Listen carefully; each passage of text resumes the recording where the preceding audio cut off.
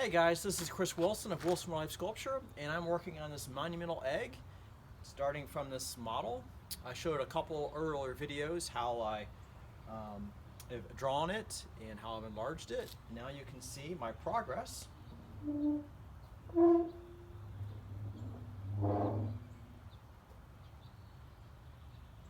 Okay, so I have enlarged the model to the duckling is like 2 feet long, and my fiance and I are going to paint it for this arts festival called Shout, and it is in Charlotte, North Carolina. It is an arts festival that runs through Easter, and this is part of their Easter Eggs on Parade. So we got giant eggs, and this is the good luck duck egg. So all visitors of Charlotte are encouraged to touch the egg for good luck. It's the story of our relationship with my fiance who lives in Charlotte, and I am there between Marietta, Georgia, and Charlotte, North Carolina myself. So stay tuned. In this video, you're going to learn how I create details in this scale, and you'll see it very easily because I'm magnifying my skills, and I'm going to show you how to make an eyelid, how I make nostrils, how I detail feet. I'm going to use sculpting compounds, okay? And the first video I showed how I build this process up. Check that video. It was a slow process of building it up. In the second video, I showed how I subtractively carve the details in, okay, through the bill, the eye, and even the feet. And I showed how I used some different fillers. Now, since that video, I have sanded everything, and I used a filler. It is much better. It's a white filler, and it's for exterior use. Let's see if you can see this here. Okay, it is called Premium. It's by DAP. It's Platinum Patch. It's an exterior filler. It's for metal, composites, vinyl, wood, and so it works well on this fiberglass egg. And so basically, I use my fettling tool, which I demonstrated before, and I just skimmed over the details. Okay, I'll let that dry. It takes 2 hours, although it took overnight to have some of the deep areas. I decided to go over the Bondo, and it looks softer, okay, more realistic in my opinion. And then I went back and sanded with wet dry sandpaper. Let's see, just this 400 grit wet dry sandpaper, going in circular motions. So it's now a real smooth finish, and that's exactly what I want, because when I paint the eyes, the claws, the bill, I want it super smooth. And I'm still lacking some details I want. Now, after I sanded, I blew it off. Okay, you can use just a blower or a pneumatic air, or you can use a brush and get into some of the details. The final thing I'm going to do is use a cloth here, like a tack cloth, and I'm going to just wipe it. That way the next materials can adhere to it better. So I'm going to demonstrate how I make some details on my sculptures using additive techniques. Last time was subtractive techniques. So this is a great product. It's called Epoxy Sculpt, and it's made by Ava Supply. I'm not sponsored by any of these companies here. I'm just demonstrating what's worked over the last couple of decades for me. This is permanent, self-hardening, and it's waterproof. So this is for an outdoor festival, so it's important that everything is very durable and can withstand the rain showers that we get in the spring. So basically, I get 50-50 of this. I'm going to make the eyelids. I want to get enough material so I can demonstrate how I can make the eyelids and the nostrils. Get a little of the detail here. So I'm going to use a little bit more than I usually mix at a time. You can store this, by the way, in your freezer or refrigerator for longer shelf life. I store it in my freezer for the most amount of shelf life. You just have to let it thaw out, which this has thawed out. And then you get two balls, basically 50-50. And you're gonna mix that. Normally I would use some rubber gloves. I think I'm all right here. I'll wash my hands afterwards.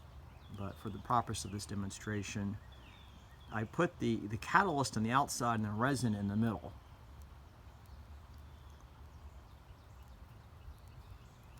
That way the resin doesn't stick to my hand as much. And now I'm going to roll it. So there are different types of epoxies. This is called epoxy by Avis. There's plumber's epoxy that's white. I use that sometimes. That would work, but this Avis works very well. Make sure I seal the top up. And so what I'm going to do here is create some of these details that I did here in the model. Okay, the bill. I don't know if you can see that here. Try to focus on it. The eyelid and the bill, and a little bit more detail on the feet, which I have built up on that wood filler. And I'm going to demonstrate how you use that wood filler if you keep following me here. And I'm going to show you some advanced techniques. So thanks for your support. Just mixing this epoxy. It takes a little while to mix, but this is really good stuff. And you have, nice thing about this is you have a couple hours working time. And that's generally how long this is going to take. But I'm going to just show you the steps of how I make eyelids and how I do some filling details in this video and the tools that I use, rather than spend the entire time on that. So okay, so it has to be a uniform color. It's still not quite uniform, so it's really important you mix it really well. I've used this quite a bit in my work. It is an additive technique, and I use a lot of different processes in my sculptures. That's why I switched the name from my channel to Wilson Wildlife Wood Carving to Wilson Wildlife Sculpture, so you can learn these advanced techniques as well. I do still enjoy carving. However, for outside monuments, wood is not the best monument material. And so this egg is fiberglass. Okay, I think that's about good. I still see some of that resin. I mean, this is very important that I get it. I'm going to speed it along here and get some friction. Okay, once it's warmed up, it was just a little bit cold because it is still winter, and this is for a spring arts festival. So the tools I'm going to use are right here. Okay, these are styluses for sculpting. They're steel. I have different sizes. You usually don't use this size. It's very large. However, in this sculpture, it might come into play. Sharp little needle, metal. I also use a knife. Okay, just something. This is my favorite blade here, just for doing details, because I can apply something and rub it out. And it's very ergonomic. Fits my hand really well, and you can see it's been used a lot, not for so much carving, but more clay modeling and details. So here we go. I'm going to put some details on here. I'll give some close-ups here in a little bit, but you can watch how I work.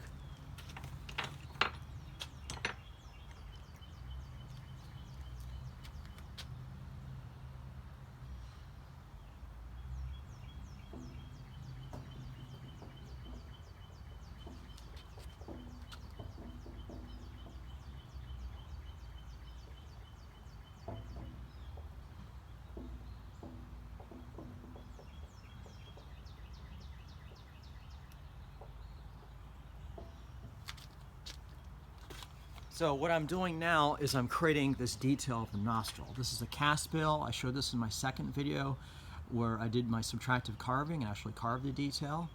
This is a Mauer duckling. Well, this is an adult, but even the ducklings are born with nostrils and details. And I'm going to show you close-ups now of what I'm doing.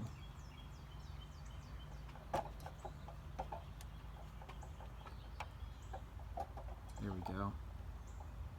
Hopefully you can see that detail much better what I'm doing, and you can see how small the cast bill is compared to my monumental bill. So this is essentially a raised relief. I was going to make it 3D, but there were some rules with the city of Charlotte. They want it to be structurally sound, and they don't want you to carve into the egg itself. I could have done an internal armature like I did for my quail sculptures. So I'm going to need some glasses to see this detail. Basically all I'm doing is I'm laying the material out. I do like to look at reference material when I'm working, so that's why I'm holding this bill out. I'm just putting the material down and I'm kind of working it out with the stylus. And I want it really smooth. So you can also use your hand too, but the stylus gets it started.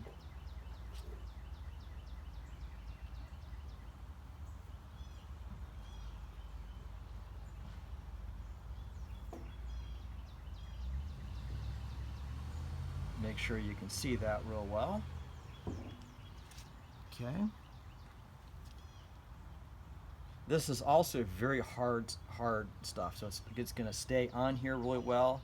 Now I'm going to paint this very realistically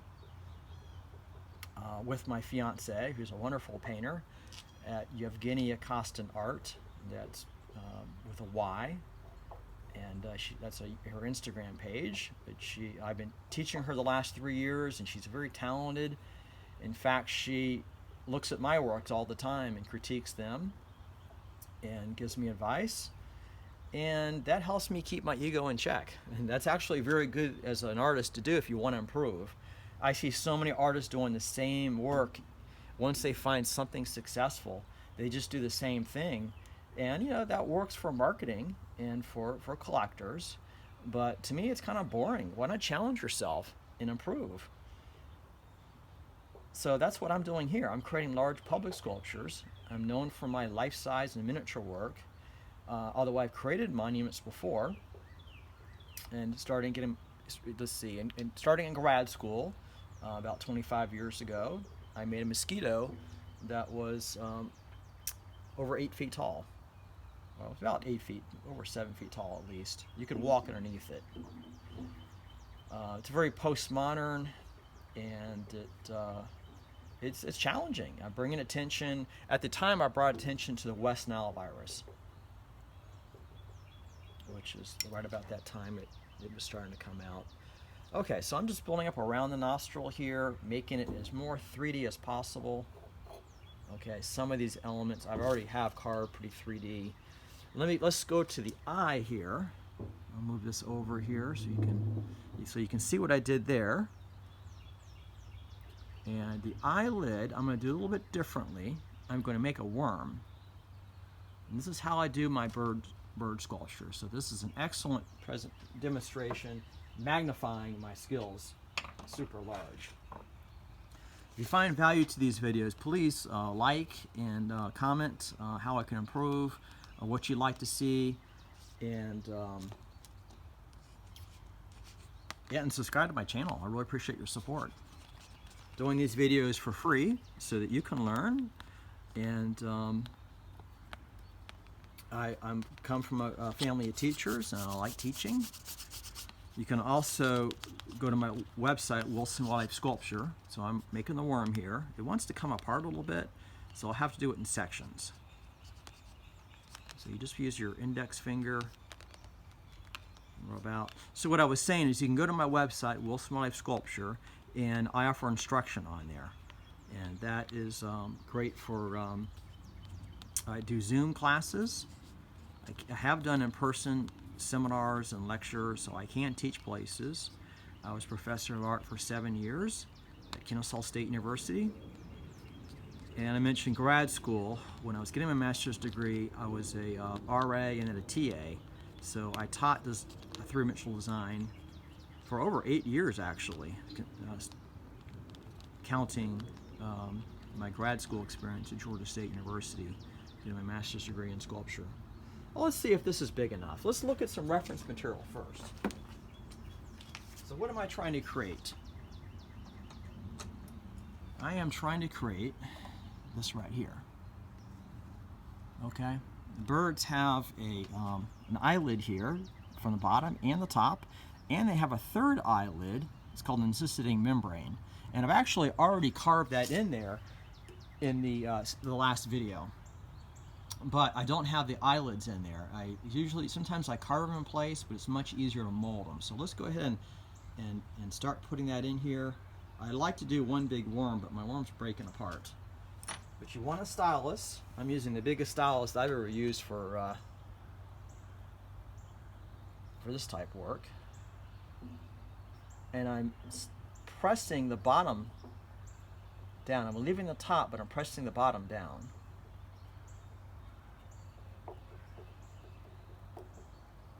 Okay, so this adds a lot of character to the piece. Let's see, I'm going to do the lower here portion, kind of connect to that worm, this worm, because this one wasn't long enough. You can use water and shape this as well. You've got time. You've got a couple hours, but you can also let it dry and go back and carve it. I like to put as many details as I can when it's when it's like this now, very pliable. Okay, so I'm just going to continue to go all around the entire eye. And after the top eyelid is going to be very important because it's very ruggedy up there. But the bottom one's looking pretty good. I'm just going to go back with the knife and shape some of that so it's all continuous.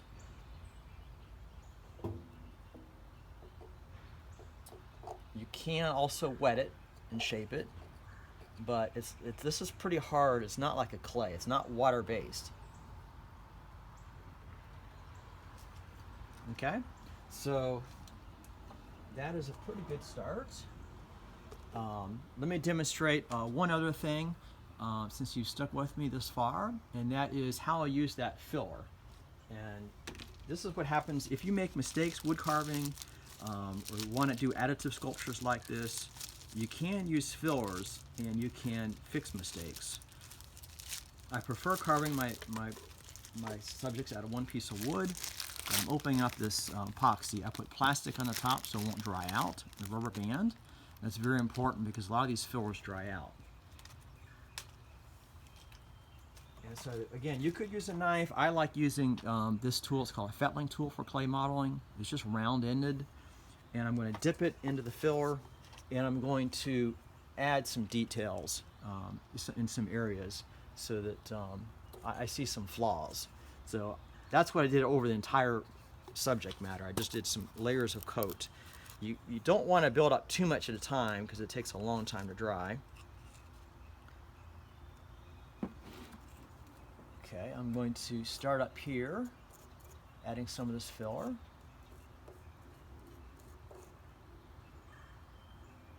And I see more areas right here. Make sure you can see that real good. Yep. Now this sands very easily. You can even texture it. I kind of dabbed it while it was setting up to give the impression of down of the chick. I know I see some little areas I want to go back and fill. It's important to have good symmetry to your work. And so I want a rounded forehead, rounded cheeks, the eye, to give an idea of three-dimensionality.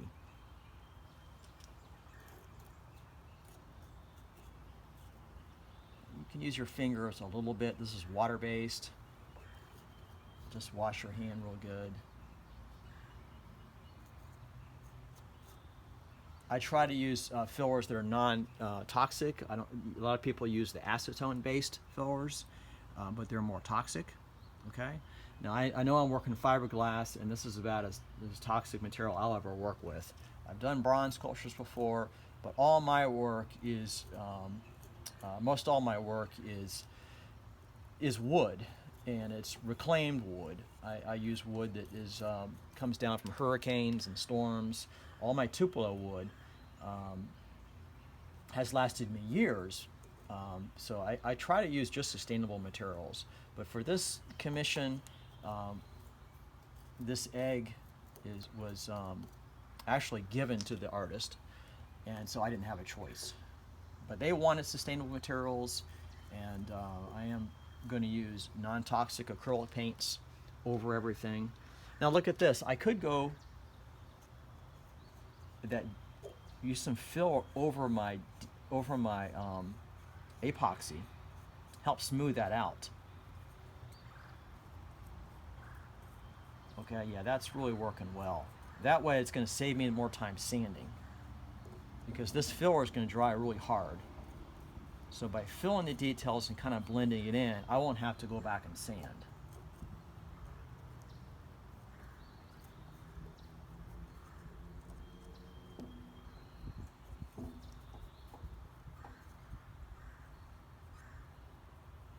Yeah, that's looking good.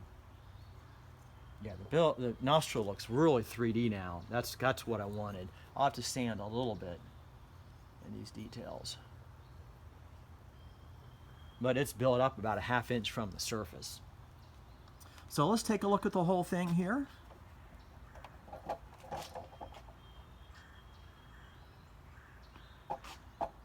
There it is.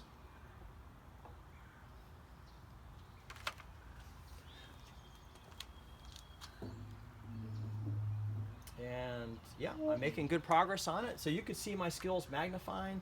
And this is great for all kinds of animal sculpting, bird carving, bird sculpting, clay modeling. These techniques I've done for many years, and I hope you gain value from this video. And thanks a lot for subscribing and liking my videos. Have a great day.